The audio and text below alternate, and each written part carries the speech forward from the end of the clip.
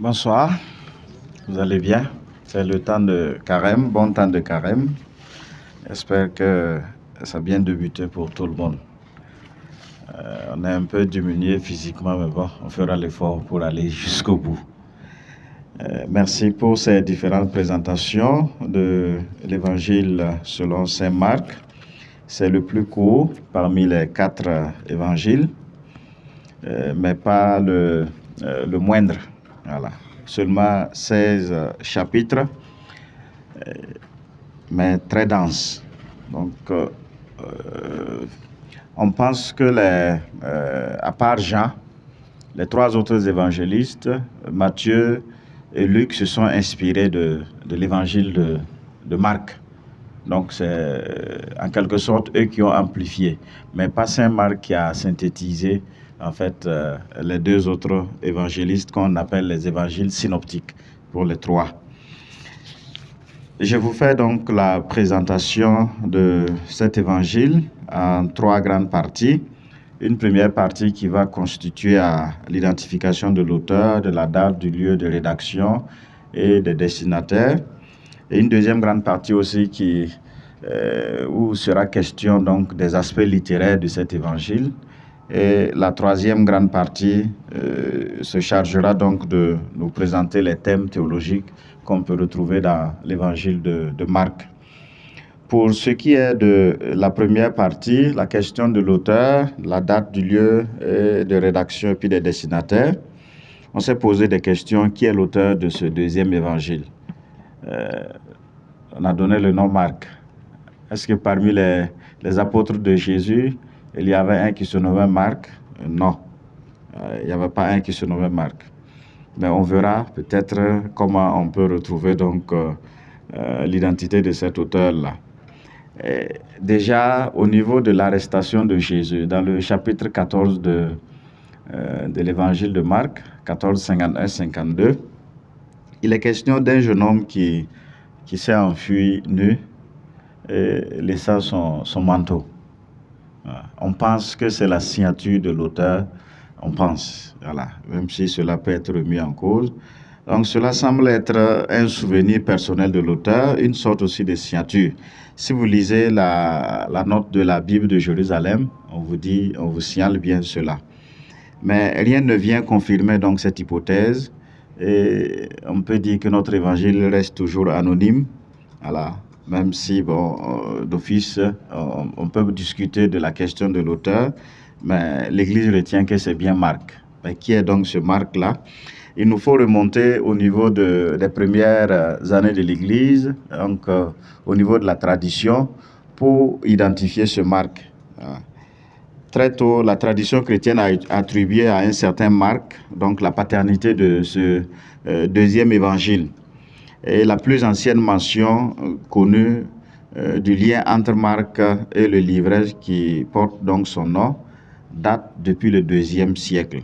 Voilà. Il est contenu donc dans une des notices de Papias, qui était évêque de Hiérapolis, dans les années 110 à 130 après Jésus-Christ. Lui déjà qui disait que c'est bien Marc qui est l'auteur de ce deuxième évangile. Je vous rapporte un peu son témoignage. Qu'est-ce qu'il dit à ce propos? Je le cite.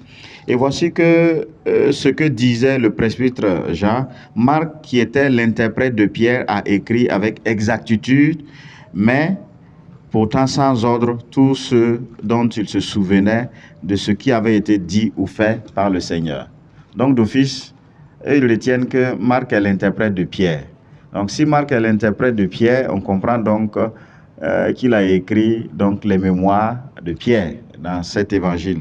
Ce qu'il a écrit, c'est bien Saint Pierre qui a plus ou moins soit dicté ou bien raconté comment les événements se sont passés, et il a mis cela par écrit.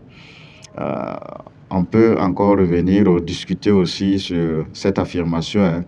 Alors, à la suite donc de Papias, il y a Saint Justin qui est mort martyr en 165 également aussi, qui confirme bien que Marc est l'auteur de ce deuxième évangile et qu'il a écrit les mémoires de Pierre. Il y a Saint Irénée également, autour des années 130, qui a vécu 132-108, qui le dit.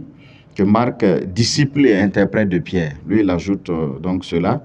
Et on voit bien dans les Actes des Apôtres que Marc était effectivement disciple, mais pas de Pierre. Il était disciple de Paul. Et après la séparation au niveau du chapitre 15 des Actes des Apôtres, à partir des versets 36 suivants, ils ne se sont pas entendus. Il y avait des questions de leadership au niveau des voyages. Saint Paul qui voulait donner les directives à tout le monde, ce qui n'a pas forcément plu. Comme quoi, ce n'est pas seulement à notre époque, il y a souvent cette tension de leadership, c'est depuis le début. Voilà. Donc, Marc a préféré donc se retirer donc de la mission avec Paul pour suivre Barnabé. Il y a également aussi Clément d'Alexandrie, dans les années 150 à 215, qui rapporte que Marc a écrit d'après Pierre et de son vivant. Marc a écrit d'après Pierre et de son vivant. Et enfin, Origène également, à la fin du IIe siècle, aussi qui va dire que Marc a écrit l'évangile selon les instructions reçues de Pierre. Donc, vous voyez que c'est de façon unanime la tradition de l'Église. Donc, les pères de l'Église, les 3 premiers siècles, et ils sont tous unanimes que Marc est l'auteur donc de ce deuxième évangile et que Marc a écrit au nom de Pierre. Voilà. Donc, au nom de Pierre, il a rapporté donc les mémoires de Pierre.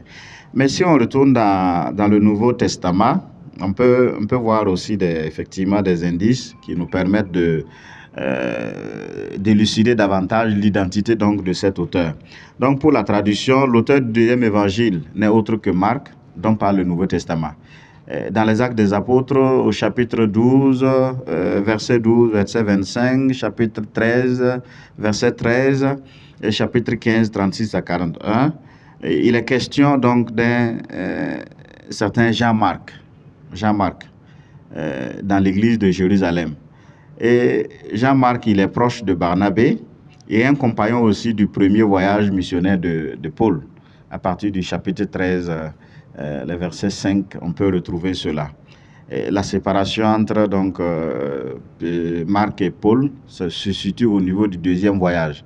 Bon, on pense que Saint Paul voulait revisiter les communautés qu'il avait déjà créées lors de son premier voyage, mais Marc n'était pas de cet avis.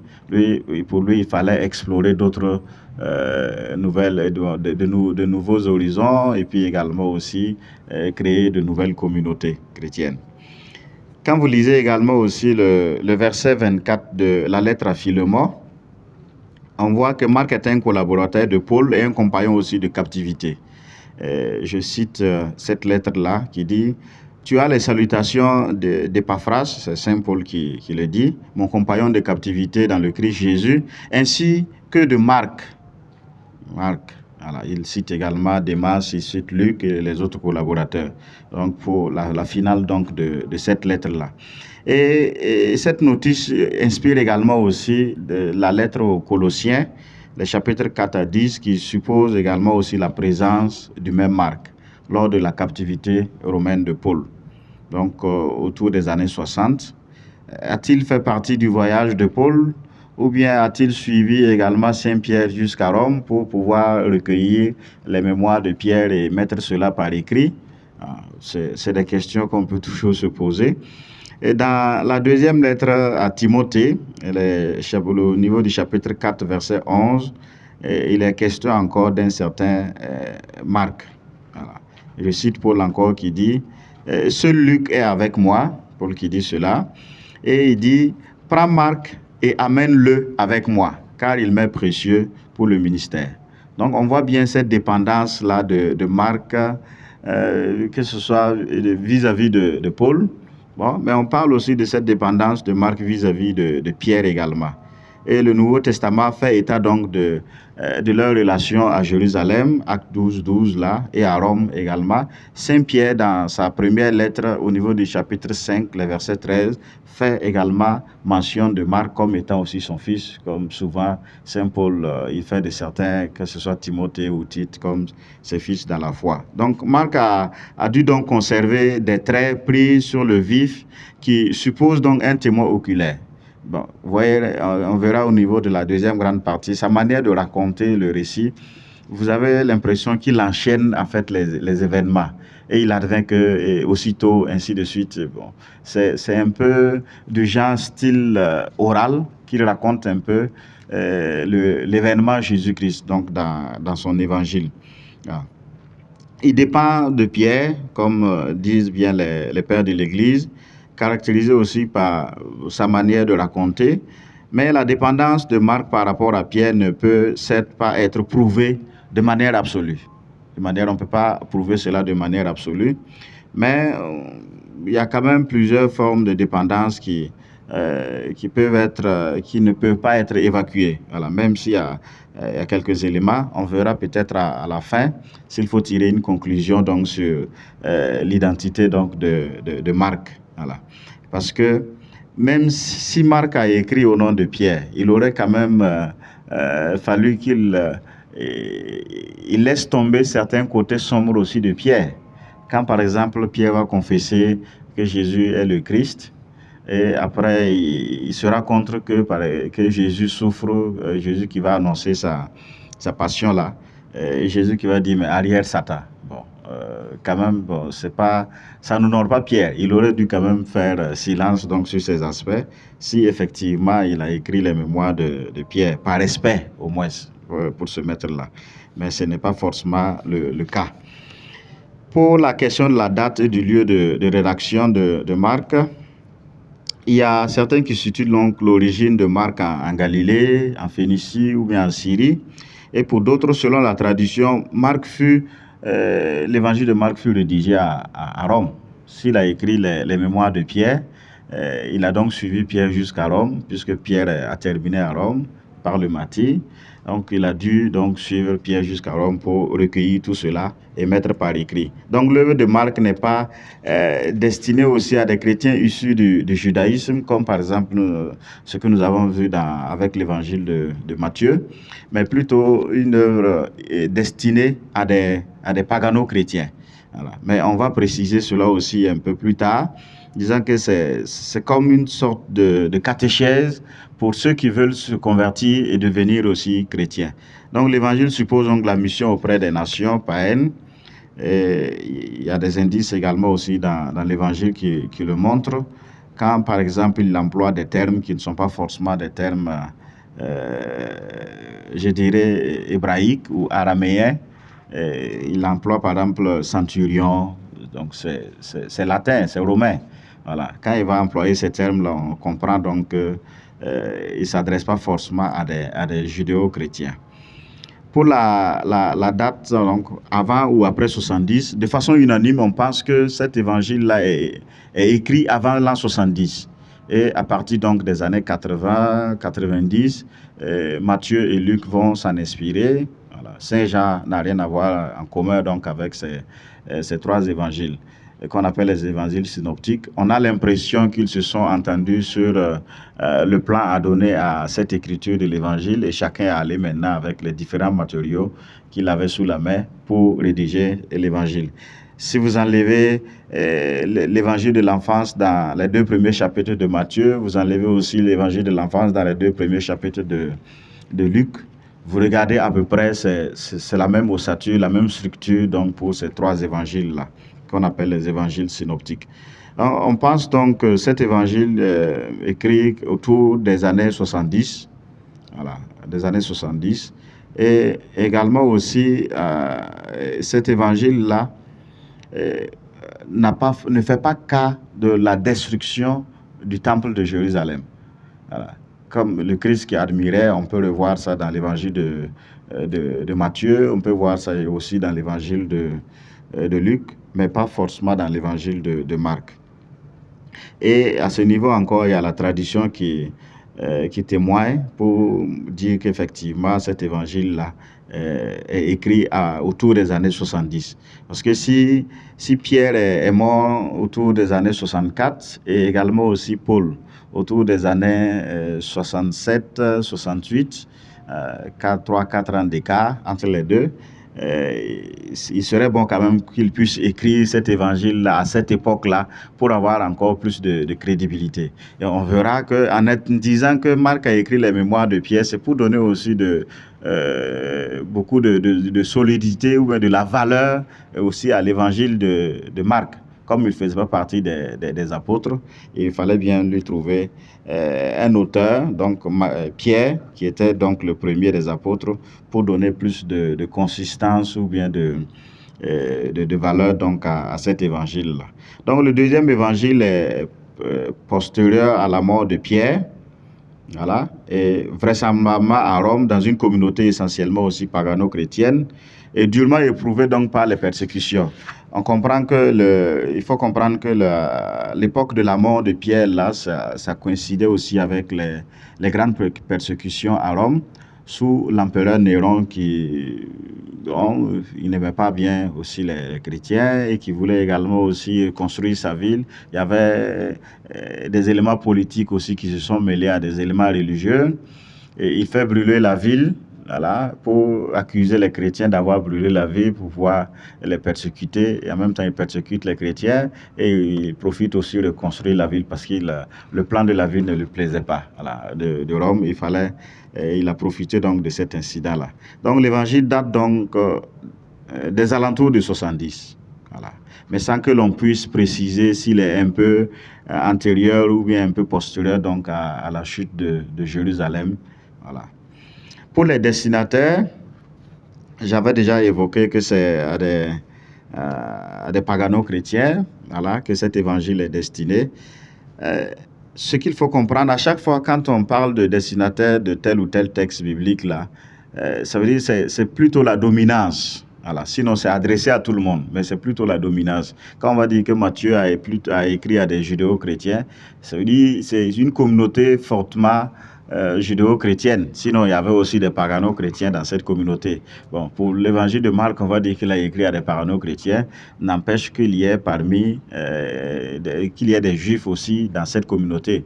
Par exemple, quand il va parler de Ephata, c'est en araméen, ou Talitha Koum, c'est en araméen. Donc ça veut dire qu'il y avait aussi des juifs dans la communauté, mais la dominance c'est plutôt des pagano-chrétiens donc, qui étaient dans cette communauté-là. Et les caractéristiques de cette communauté, on pense que c'est une communauté qui vit aussi une période de troubles, parce que principalement le chapitre 13 là, si vous l'avez lu, qui développe une petite apocalypse qui essaie de représenter l'empereur Caligula à l'époque, quand il parle donc des persécutions là, c'est parce qu'effectivement il y avait des persécutions à cette époque qu'il a dû retenir ce passage donc de Jésus là, au niveau du chapitre 13. On pense aussi que cette communauté est une communauté qui se définit aussi en écrivant son histoire, parce que l'évangile de Marc rend compte donc de ce fait de vivre la communauté en son milieu. Voilà, une communauté invitée à reconnaître également aussi Jésus. Et on verra au niveau des aspects littéraires dans la deuxième partie que c'est une communauté qui essaie donc de reconnaître Jésus, mais de définir l'identité de Jésus, se définir aussi soi-même. On le verra dès le début, par les confessions de foi qui jalonnent un peu l'évangile de Marc. Je ne vais pas anticiper là-dessus, on reviendra. Donc, et comment cette communauté essaie de reconnaître Jésus-Christ, elle essaie de reconnaître Jésus-Christ par la célébration, par le culte, par l'enseignement, pour dire, mais qui est Jésus par fini pour cette communauté? On dira simplement la raison de vivre de cette communauté-là. Et aussi une communauté missionnaire qui intègre également aussi des païens. Voilà. Parce que le christianisme primitif a vécu douloureusement les problèmes aussi de l'ouverture aux païens. Non seulement ils étaient rejetés par les juifs qui les considéraient comme étant des traîtres et des ennemis donc du judaïsme, mais au niveau des païens également aussi, ils n'étaient pas bien reçus. Parce on le voit aussi dans les actes des apôtres, aussi bien que les difficultés que Paul a traversées dans l'annonce de la bonne nouvelle. Donc la communauté de Marc s'est prononcée pour l'ouverture missionnaire et l'intégration des païens. Voilà. Elle fonde donc dans le comportement de Jésus sa volonté universaliste. On voit bien une foule de tous les pays qui vient vers Jésus au niveau du chapitre 3, les versets 7 à 8. On voit aussi qu'il est allé en territoire païen. Voilà. Ce sont des indices, des éléments quand même qui montrent que ils essaient quand même de s'ouvrir aux autres. Voilà, Jésus qui parle en territoire païen. Il y a aussi le signe des pains qui est donné également. Et il y a eu 2 multiplications de pains. Au niveau du chapitre 6, il l'a fait en territoire juif. Et au niveau du chapitre 8, il l'a fait en territoire païen également. Pour montrer qu'eux tous aussi font partie donc de cette universalité du salut. Voilà. Et entre également aussi les 2 récits de multiplication, Jésus prend ses distances vis-à-vis aussi des traditions juives. Il ne cesse pas de critiquer les controverses, là, c'est les discussions chaudes qu'il a avec les scribes et les pharisiens, c'est pas mal de choses. Et il accueille aussi la foi d'une syrophénicienne au niveau du chapitre 7, les versets 34 et suivants, là, celle qui est venue pour demander aussi la guérison pour sa fille. Et ce qui est intéressant, c'est de voir que le premier à confesser Jésus comme fils de Dieu, c'est un centurion à la fin de l'évangile de Marc au niveau du chapitre 15. Donc c'est une communauté donc, qui essaie de se définir, qui essaie également aussi de s'identifier à Jésus, une communauté qui s'organise. Il y a les disciples qui s'organisent, il y a aussi les 12 principalement, les disciples c'est tous ceux qui suivent Jésus, et il y a aussi les 12. Il y a les responsables de communauté également qui s'organisent.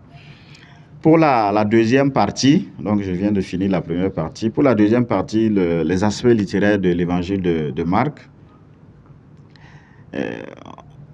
il n'est pas très riche, hein? Il n'est pas très riche, il n'a pas beaucoup fouillé au niveau du vocabulaire, il n'a pas non plus écrit un français trop soutenu pour qu'on ne le comprenne pas. Bon, il écrit de façon simple, hein?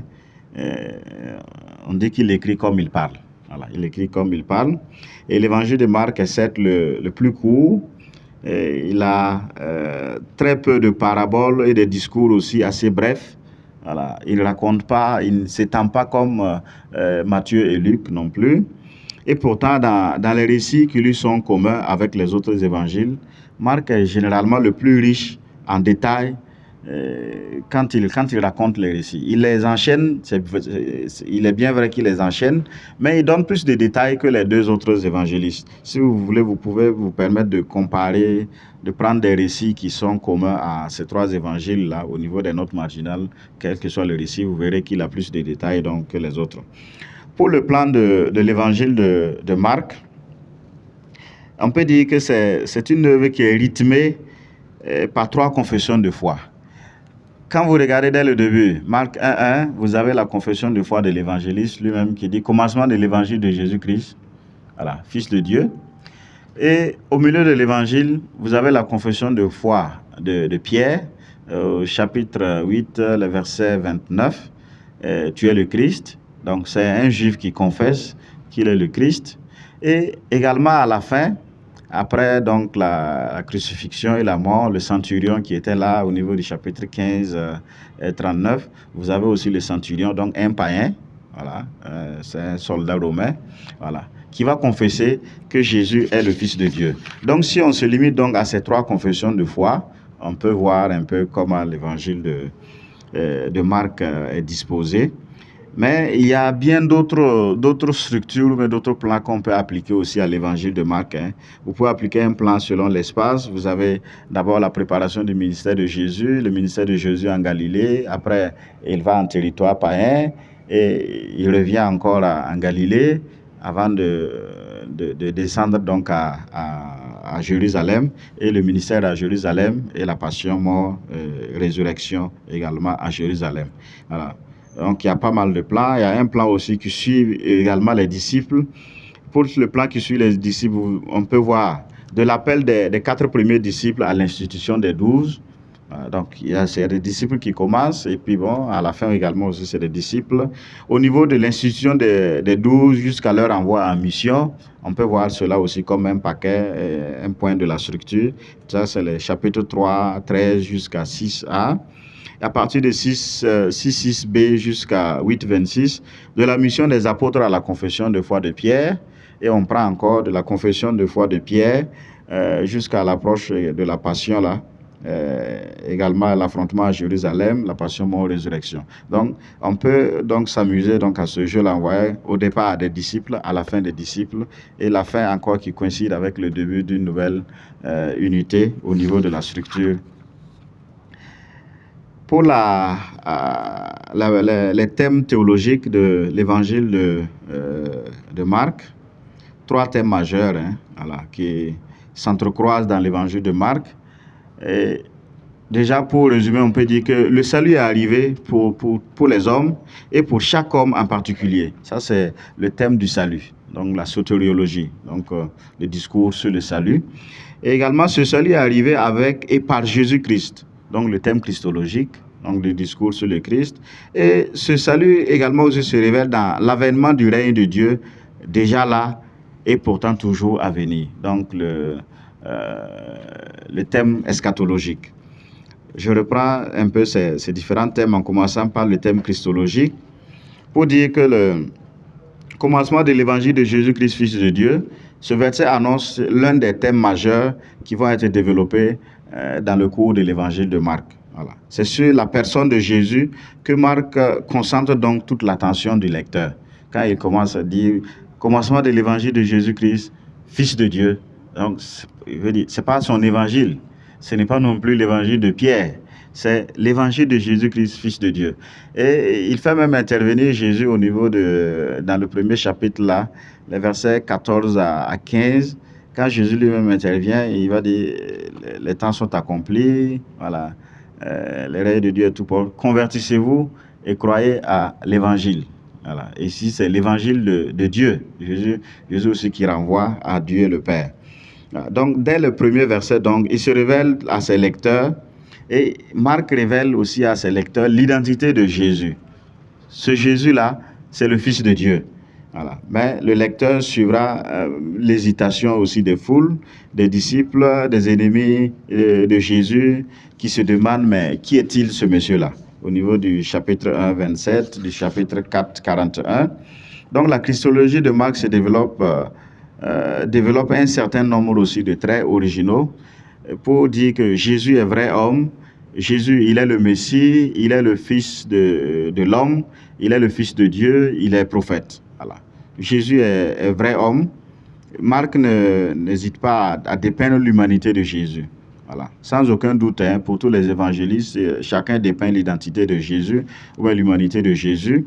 Et Jésus est vraiment homme, mais plus que les autres. Marc donne de Jésus un portrait très humain. Voilà. Il est le seul donc à rapporter certains sentiments de Jésus, ses réactions, voilà, il le dit clairement. Il en établit par exemple quand il va dire au niveau du chapitre 3, 14, il en établit 12 pour qu'il soit avec lui. Donc l'objectif d'abord là, c'était pour qu'il soit avec lui avant d'être envoyé en mission ou d'être envoyé ailleurs. Donc pour montrer, manifester aussi cette proximité que les disciples doivent avoir avec le maître. Donc ce n'est pas des mots, cette mention-là où Marc est vraiment le seul à le dire, ce n'est pas rien. Voilà. Donc il montre un Jésus qui est un personnage vraiment humain, voilà, qu'il nous montre. Et ce Jésus même, mais Jésus, il tente aussi de garder ce mystère-là. On verra un peu plus loin ce qu'on appelle le secret messianique. Voilà. Je ne le développe pas, je vous laisse le découvrir après. Marc nous montre aussi que Jésus est le Messie. Il est clair que pour Marc, Jésus est le Messie. Et il le dit. Il y a la confession de foi de Pierre qui le dit. Il y a également aussi la guérison de l'aveugle Bartimée au niveau du chapitre 10 qui va confesser aussi. Il y a l'entrée de Jésus à Jérusalem. La foule en liesse qui va confesser la messianité de Jésus. Il y a la comparution devant Caïphe et devant Pilate aussi, où on va montrer cette messianité de Jésus, montrer que Jésus, il est Messie, il est oint, il est roi. Voilà. Mais Jésus prend bien garde de ne pas se présenter comme un Messie national. Le Messie national ici, c'est que pour Israël, ils attendaient un Messie qui allait venir prendre les armes, voilà, pour les aider à chercher l'occupant romain. C'est pour ça qu'il y avait déjà une branche radicale qui s'était déjà formée, les zélotes, voilà, qui était déjà là, qui attendait seulement, il voulait seulement un leader pour prendre les armes pour aller combattre contre l'occupant romain. Donc Jésus prend garde de ne pas se montrer comme un Messie national, et au titre de Messie de Christ, peut-être trop chargé de gloire humaine, Jésus a préféré celui de Fils de l'homme. Voilà. Peut-être une manière pour lui de ne pas donner une mauvaise identité de sa personne, ou bien de ne pas, pour que ceux qui le suivent ne pensent pas qu'il est là, donc comme un guerrier qui va prendre les armes et les aider à combattre. Marc nous montre aussi un Jésus qui est fils de Dieu dans ce deuxième évangile. Et Jésus est appelé fils de Dieu par les esprits impurs, quand il cherche les esprits, Marc 3, 11, par aussi les démoniaques de Géraséniens au niveau du chapitre 5, et par aussi le centurion qui assiste également aussi à la mort de Jésus. Il est appelé fils de Dieu. Et cette expression se trouve aussi dans des endroits clés. Voilà. Vous voyez au baptême, il y a la voix qui proclame, voilà, qu'il est fils de Dieu, celui-ci est mon fils, et également aussi la transfiguration au niveau du chapitre 9. Des faits et gestes de Jésus, des paroles également, il montre aussi que Jésus, il est Dieu, voilà, à travers ses paroles, à travers aussi les actes, les miracles qu'il accomplit. Jésus, il est Dieu.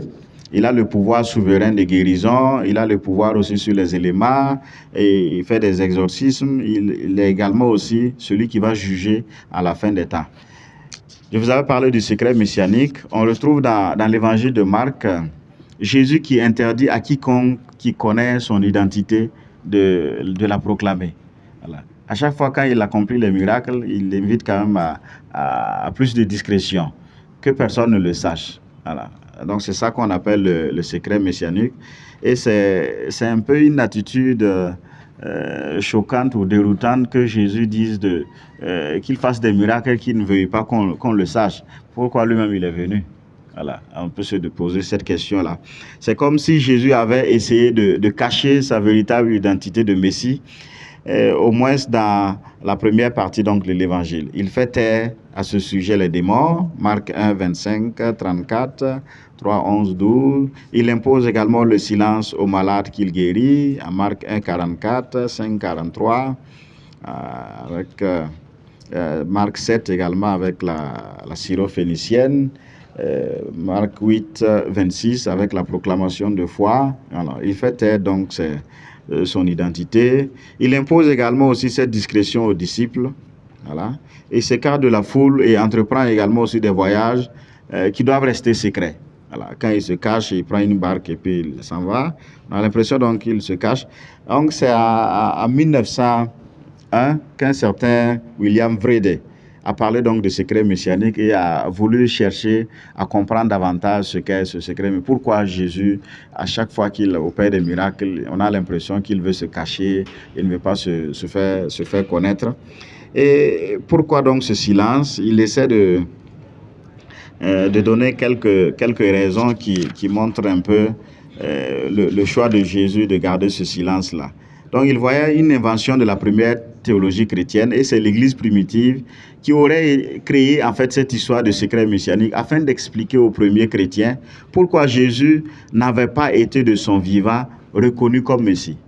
Donc cette manière de raconter le récit, ou bien de Jésus de ne pas faire crier trop sur les toits son identité là, c'était pour montrer aux chrétiens pourquoi il n'a pas été reconnu. Voilà. Pourquoi il n'a pas été reconnu. Et beaucoup d'exégètes, tant catholiques que protestants aussi, voient dans ce secret messianique-là un reflet donc de la pédagogie aussi de Jésus, et même une sorte aussi de nécessité pédagogique. Donc Jésus qui voulait entraîner ceux qui le suivent, ceux-là qu'il guérit, il voulait les entraîner petit à petit à découvrir au fur et à mesure quelle est son identité. Donc il ne voulait pas se laisser connaître, se laisser découvrir d'un coup. Il fallait un cheminement. Et comprenez que l'évangile de Marc, on lisait ça la nuit de Pâques. Tout l'évangile, la nuit de Pâques. Et c'était ça également aussi la catéchèse de l'Église primitive. Pour ceux qui voulaient se convertir et devenir chrétiens, c'est cet évangile-là qui était leur manuel de catéchèse. Donc c'est ça. Donc ça peut se comprendre donc dans ce sens, même si d'autres personnes aussi vont venir mettre en cause cette histoire de secret messianique-là. Parce que pour certains comme Oscar Kuhlmann, c'est des biblistes et exégètes là, ils situeraient donc le contexte de la lutte de Jésus contre Satan. Voilà. Plus qu'une pédagogie de Jésus, pour Xavier Léon Dufour, il voit donc une condition de la révélation. Jésus ne pouvait dire en clair qui il était avant d'avoir connu donc sa passion, mort, résurrection. Donc c'est vraiment tout un cheminement pour pouvoir découvrir l'identité de Jésus. Donc, après le discours sur Jésus, donc la Christologie, je vous parle donc du thème du salut dans l'évangile de Marc, en commençant par remonter dans l'Ancien Testament pour dire que le salut était conçu comme collectif, bien sûr, mais ce salut aussi, pour un juif fieffeux, ce salut est propre à eux, mais pas à quelqu'un d'autre. On peut bien voir cela dans le récit de Jonas qui refuse d'aller annoncer aux Nénévites également la conversion, parce qu'il ne peut pas comprendre que Dieu puisse faire aussi grâce, Dieu puisse donner le salut également aussi à d'autres personnes. Mais dans l'Église primitive, il est bien possible que la vision du salut collectif ait dominé, voilà, au moins au début. Et dans l'évangile de Marc, l'aspect individuel est plus marqué que l'aspect collectif. Donc c'est la foi qui est à la source donc du salut individuel, à la différence de Matthieu qui insiste donc sur la justice. Voilà. Et à la différence aussi de Luc qui insiste sur l'humilité, qui insiste sur la miséricorde, et qui s'accorde également avec Matthieu sur une autre condition de salut, le repentir, la conversion. Voilà. Donc on voit donc le thème dans l'évangile de Marc, c'est plutôt le thème de la foi qui donne le salut. C'est par la porte de la foi donc qu'on entre donc dans le salut, par la porte de la foi qu'on bénéficie donc du salut. Et il ne va pas manquer de le manifester à travers donc les miracles ou les guérisons que Jésus accomplit. Dans la tempête apaisée, il sera question d'hommes de peu de foi, au niveau du chapitre 4, 40. Dans la guérison aussi de l'hémorroïde, crois seulement et tu seras sauvé. Dans la guérison de la fille de Jaïr, même chose. Dans la guérison aussi de l'épileptique, dans la guérison de l'aveugle de Jéricho. Voilà. Donc la foi si vous avez la foi gros comme une graine de moutarde, vous allez transporter les montagnes au niveau du chapitre 11, 22, 24. Donc il est possible donc que dans cette insistance sur la foi qui sauve, Marc ait subi donc l'influence de Saint Paul. Parce que Saint Paul aussi revient abondamment sur la question de la foi qui sauve, même si après il va se rattraper. Donc au départ, c'était un peu cela. Donc la notion de Marc de foi rappelle donc en effet la notion paulinienne de la foi. Voilà. Et il y a dans l'évangile de Marc toute une pédagogie de la foi. Elle n'est pas exprimée dans un discours, mais elle ressort donc des actes de Jésus. Les guérisons, la guérison du sourd-muet, la guérison de l'aveugle au niveau des chapitres 7 et 8 sont des gestes symboliques qui ouvrent donc à l'intelligence de la foi. Donc, pour Jésus invite à cesser d'être sourd, c'est comme s'il invitait aussi à cesser d'être incrédule et à croire, cesser d'être aveugle et voir qui est réellement aussi Jésus. Et donc c'est une invitation donc à croire. Le troisième thème, le thème de l'eschatologie, dans l'évangile de Marc, dès le début, cela est bien lancé. Quand Jésus prend la parole, les temps sont accomplis, le royaume de Dieu est tout proche, repentez-vous et croyez à l'évangile. Dans Marc 1,15, ça c'est bien dit. Voilà. Croire à l'évangile, c'est reconnaître donc et accueillir Dieu qui vient instaurer son règne. Voilà. Et quand Jésus va dire aussi d'entrer dans le règne là, dans le royaume de Dieu, c'est une manière de dire, de le suivre, de marcher avec lui désormais. Donc, croire à l'évangile, c'est reconnaître et accueillir Dieu qui vient instaurer son règne. Il y a plusieurs mentions donc explicites du règne dans l'évangile de Marc que vous aurez quand vous aurez le papier. Et même dans les synoptiques aussi, mais chez Marc, on pense que c'est plus abondant que dans les autres évangiles. À la différence de Matthieu, la notion de règne de Dieu chez Marc est une donnée exclusivement du message aussi de Jésus. Elle ne fait pas partie du message de Jean-Baptiste, mais celui-ci se contente donc, dans l'évangile de Marc, d'annoncer un plus grand que lui. Voilà. dans l'évangile de Marc, il annonce un plus grand que lui, et de baptiser dans l'eau. Matthieu, par contre, met cette annonce-là du règne à la fois sur les lèvres de Jean-Baptiste et sur les lèvres aussi de Jésus. Je vous fais remarquer au niveau de ce thème-là que Matthieu, puisqu'il s'adresse à des judéo-chrétiens, quand il veut parler du règne, il dit le royaume des cieux.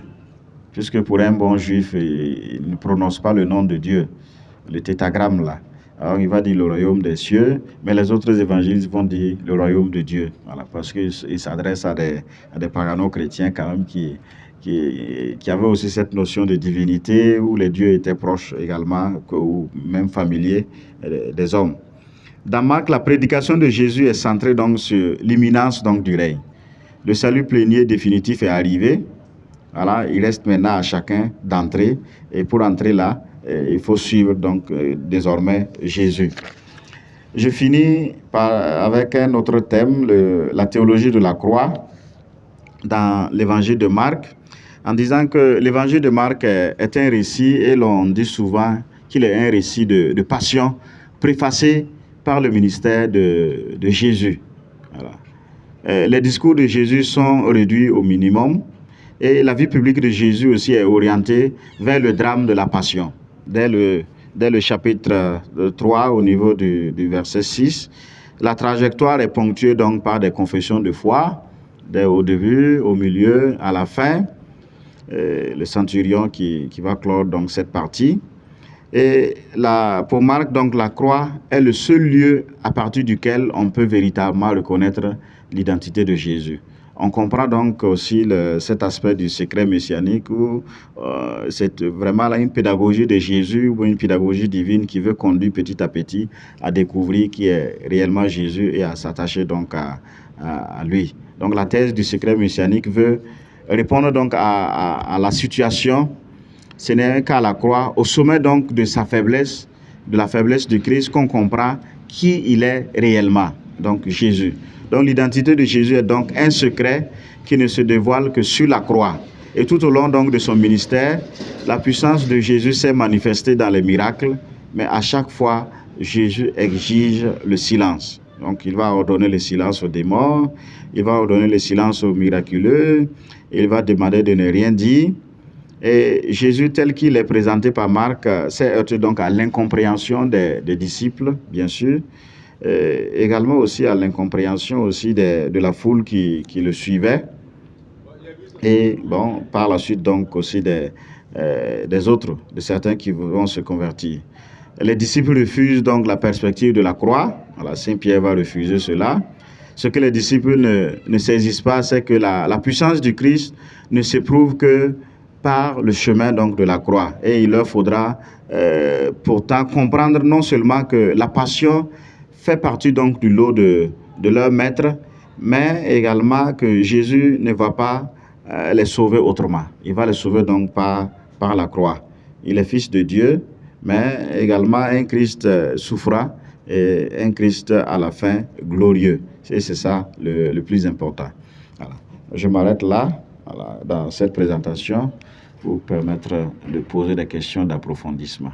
Merci beaucoup.